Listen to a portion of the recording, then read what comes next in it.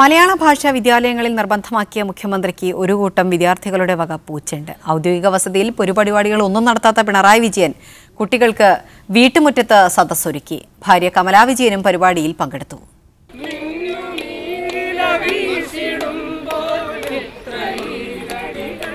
4:30 വരുമെന്ന് പറഞ്ഞ കുട്ടികൾ 20 മിനിറ്റ് വൈകിയാണ് എത്തിയതെങ്കിലും അവരെ കാത്ത് പിണറായി വിജയൻ ക്ലിഫ് ഹൗസിന്റെ മുറ്റത്ത് നിന്നു.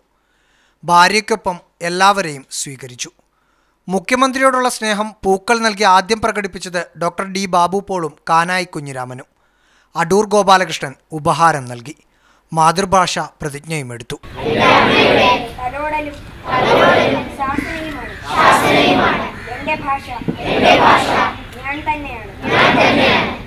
പിണറായി വിജയന് മധുസൂദനൻ നായർ ഉപഹാരമായി നൽകിയത് ഉഗ്രനൊരു കവിത.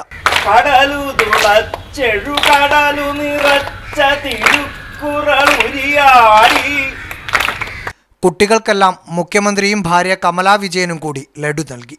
മലയാളം പള്ളിക്കൂടമാണ് പരിപാടി സംഘടിപ്പിച്ചത്. മീഡിയ 1 തിരുവനന്തപുരം.